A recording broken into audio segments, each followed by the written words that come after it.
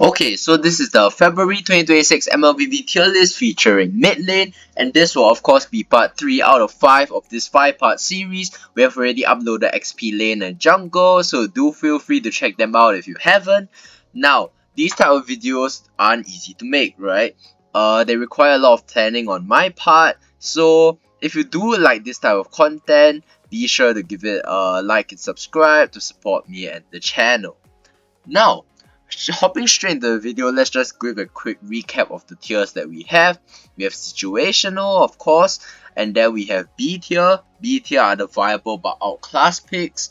A tier are the stronger meta picks with minor weaknesses, and S tier are the top tier picks with minimal counters. Of course, we'll start away from B tier and work our way at the S tier, but before that, let's just highlight the situational tier.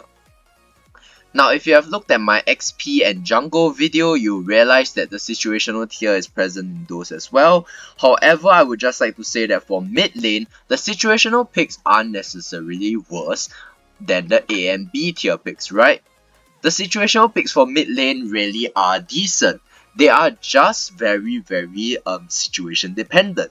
They cannot be used in every single situation. So don't get me wrong if you see a better hero being ranked in situational rather than in B tier, but it's just to let you all know about this change. Now, to start the situational tier, we have Zetian. Now, Zetian is not a bad hero after her recent buffs, right? She still has quite a bit of problems, and you can check out my Zetian video, my first ever like official video like recently on my channel. You can go and check it out to learn more about Zetian, right? But Zetian is a decent hero now, okay? She has strong crowd control ability, she has magic defense reduction, and her wave clear is pretty strong. However, why she's situational is because, like mentioned in my Zetian video, she only requires specific archetypes to work. If you see and you notice carefully, right, Zetian teams often revolve around number 1, a secondary engage, such as a Minotaur, such as a Hylos or a Gatokacha, something that can capitalize on Zetian out and make it more useful. Either that or you want to pair Zetian with a magic damage dealer, for example a Harif or a Joy. These can really maximize Zetian's magic defense reduction and help her get more utility as a support. So overall, Zetian decent but doesn't fit into every draft. Another hero that doesn't fit into every draft and requires great understanding is Selena. Now Selena again is a really good hero. If I were to rank her right now, she would actually be an A tier. However, why she's situational is because she really plays for that early game tempo, right? She's unlike your conventional mid laner where it's like position heavy, where it's like poke potential.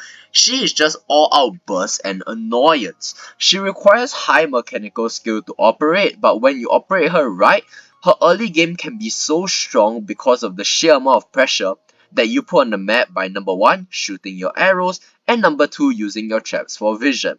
However, teams that play Selena usually know how to macro very well and know their rotations as a fireman. So they typically pair Selena as something like a Baksha or some other form of lockdown to really keep their enemy CC for long periods of time. So unless you know how to execute that at a macro level, Selena is risky in solo rank. After Selena, we have another great pick in the mid lane. Of course, we are talking about Novaria. Now, Novaria faces a similar situation to Selena and Zetian. It's kind of a mix of them. Now, Novaria isn't a bad hero, right? She has slow, she has damage, and she has a lot of vision coverage. However, Novaria also requires specific comps to work. Usually, they pair Novaria with something like a Harith, something that you wanna get the slow value out of, because the Novaria out really capitalizes on the hitbox, and with the added slow effect, it can really turn team fights around. So you really want like a stationary ultimate, right? You want something like a Harith to like just basically lay out all the damage once they are slowed by the Novaria.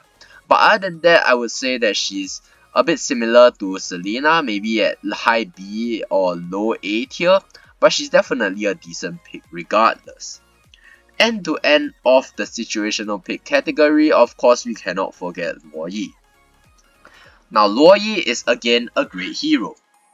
In fact, All 4 heroes in the situational tier are decent to a certain extent. Now, Luo Yi has one of the most useful and the highest impact outs in the entire game, right? I think that she is really good because of the sheer amount of macro and sheer amount of map control that she can get with her outs, especially in 5-man. However, that is also her downfall, because in solo rank, you are unlikely to pull off those places in Luo Yi. Frequently when you are TPing with her out, you are only using it on yourself, and you can really only rely on that burst damage to carry you. Yes, she has really strong burst damage, but to capitalize on the core idea of her kit, you really need to coordinate that teleportation.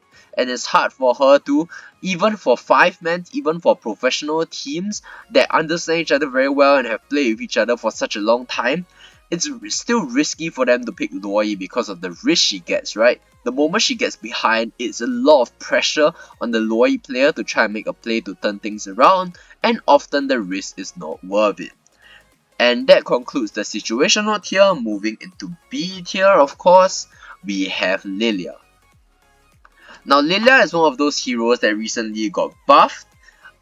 We expect an overhaul of mage adjustments in the next patch, and I will make a video accordingly after the patch drops, because I'm pretty sure they tweak all the attributes and all that. But Lilia was a recently buffed mage. Her range got increased, and as a result, her damage will of course be more consistent. She used to be really good against tankier lineups, and there's another hero on this list that does her job but even better, which is why she falls into B tier. Now, she also has self-kite ability with her ultimate, which does provide decent value but isn't enough for her to be at the top of the tier. That's why Lilia is starting off in B tier. Now, another burst heavy mage, we have Kadita. Now, Kadita has risen in popularity, right? She shuts down the mobile assassins so well. She can shut down a lot of backline. She can provide a lot of disruption to the team with her ultimate. So the fact that her skill cooldowns, like the animations, like the forward swings and the back swings, are reduced, that means she can basically almost always cast her ultimate, right? It cannot be interrupted as frequently as it was before. Her only issue is that she really only excels at doing that. The moment she falls behind and her damage isn't enough, or she has to use her ult for escape, she really lags behind in utility compared to the other mages, and her wave clear isn't the best as well. That's why Kadita will be stuck in B tier. Now, similar to Kadita, we of course have Kagura. Now, you realize that a lot of mages in this B category are burst mages, and there's a good reason for that. The mid lane usually relies on poke, wave clear, as well as utility, right? You are the secondary initiator to a team. You are the follow-up. You are the magic damage. So you really need to be exceptional in your kit. And I really like mages in this game, because I feel like each mage provides a different utility. There won't be a same situation if you pick Odette versus if you pick someone like a Valir, for instance, or Vexana. They all have different purposes, and that's what makes mid lane picks so special. But going back to the tier list, B tier, we have Kagura. Now, Kagura really risen in popularity against heroes like the Kadita, where she can purify out, and heroes like the Fasa and the Jusin, which she can dive easily. However, Kadita's burst really relies on early snowball, and her crowd control abilities aren't the best. So you really have to rely on that early snowball potential for her to even get value out of it. It's similar to a Kadita, but I put her slightly above, because at least she has more poke damage and she has more disengage potential with her self-purify. So Kadita, B tier. And to end off the B tier, now this may be a bit skeptical because it was just released and revamped, but I'm putting the revamped Eudora. Now, revamped Eudora is better than she used to be. In fact, I have a video on the revamped Eudora, so check it out on the channel if you haven't.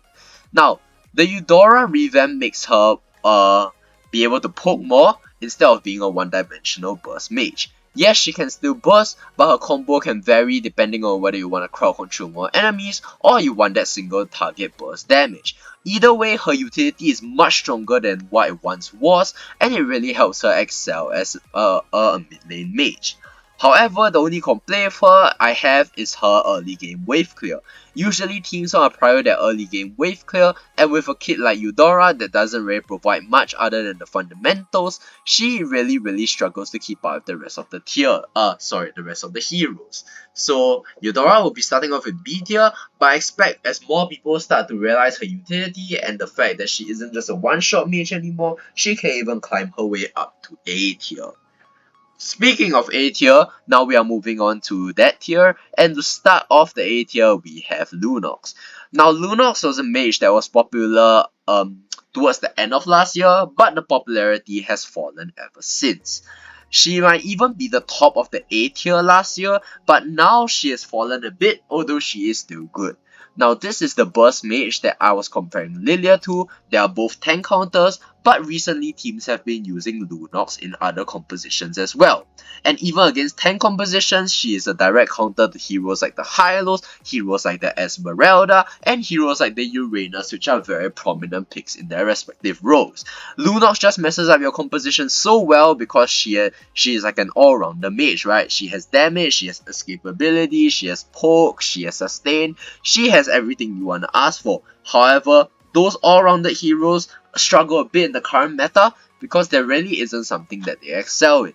So Lunox will be starting herself off in A tier. Now, accompanying Lunox in the A tier, we of course have Kimi. Now, Kimi is another one of the revamped heroes that got introduced in 2025, and honestly, I loved her revamp. She went from a lethal damage dealer to an even more lethal damage dealer, but now with good crowd control abilities. With 2 CC skills packed into a kit respectively on her S2 as well as her ult, she can now provide so much more utility. She can provide long range support, she can provide close range combat, and there's just so many things you can do with a Kimi. She's also a marksman, which means that she scales well into late game and really opens up your composition for more opportunities, right? Because when we're talking about a hero here, we're not solely talking about the hero power, we want to include everything that the hero has. So for heroes such as YSS as well as the Kimi, it really opens up the draft flexibilities because you can slot a fighter into the goal lane, right? Since you already have a marksman covering another area. However, it's solely because Kimi is a marksman, that's why she is vulnerable to early snowball disadvantages. If you don't get an early snowball in, again, she won't get to the late game to scale, her damage will be pretty minimal, and you often find yourself vulnerable because her escapability isn't the highest still. However, we just want to mention that Kimi is still higher than Lunox because of the fact that she is a marksman and can benefit from the recent changes such as DHS if you are facing tankier lineups, or even Wind of Nature if there are some pesky assassin that is up your alley. Can I say that? I don't know if I can say that. But yeah, you get what I mean. You know what I'm trying to say. And to finish off the A tier, we have a Valentina. Now, Valentina is a hero where its utility and strength really relies on the current meta. Now, Valentina's ult copies other heroes' ultimates. I know that doesn't sound the most flashy, but it is very crucial to where she stands in this tier list. I would even argue that she's S tier right now, but just because the top 3 are so prominent, I will put her in A tier in the end.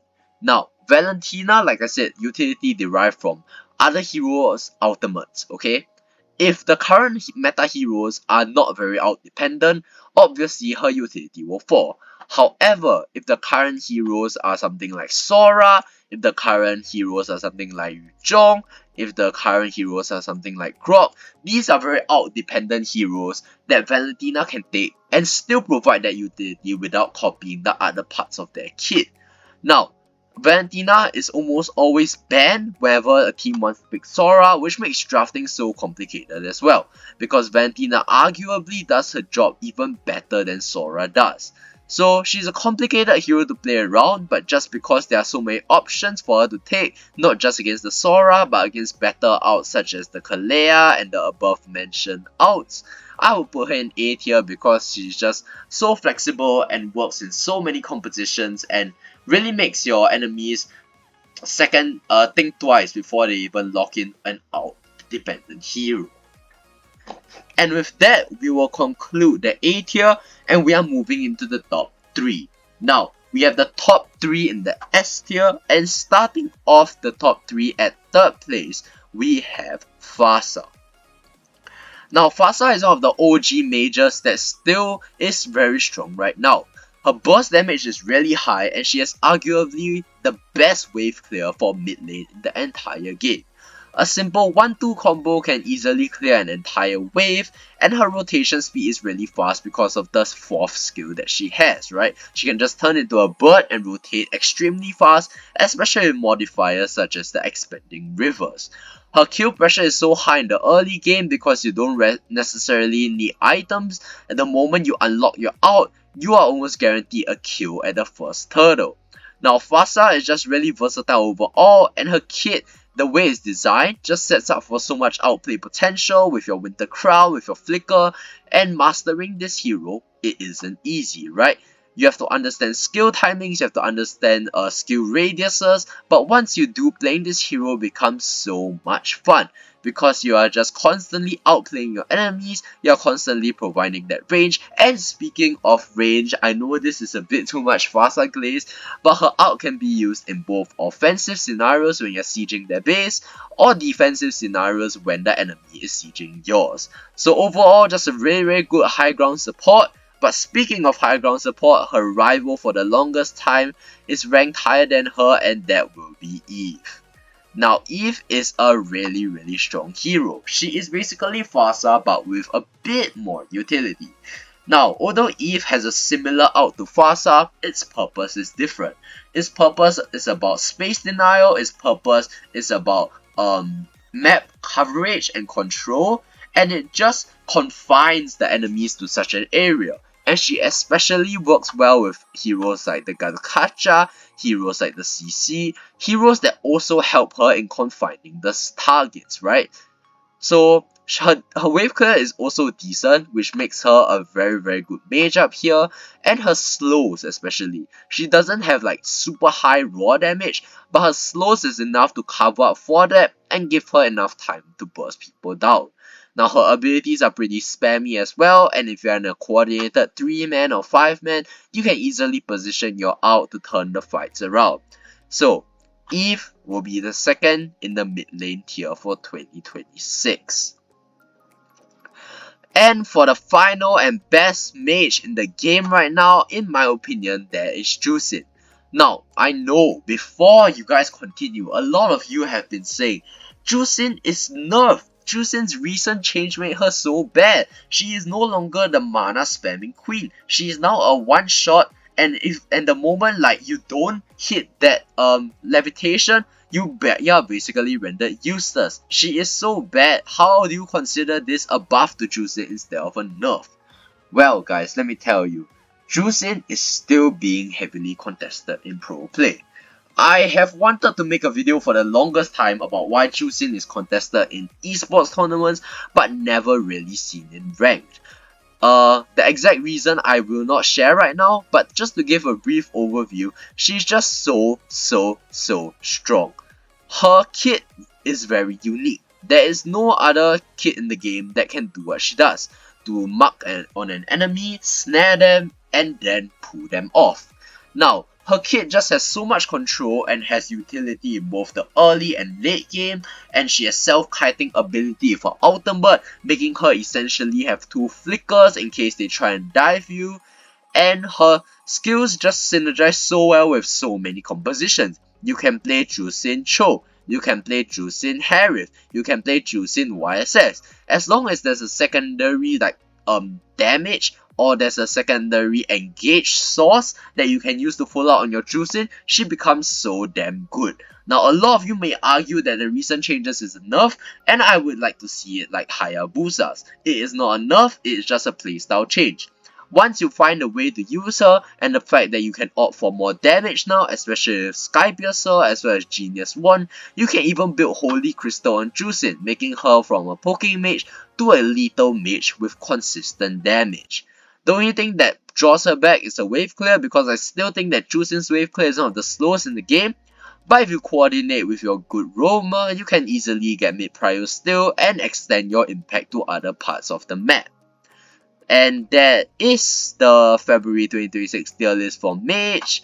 Let me know what you think down in the comment section below, and that will be it for the video. Looking forward to the roam and gold lane tiers coming very soon.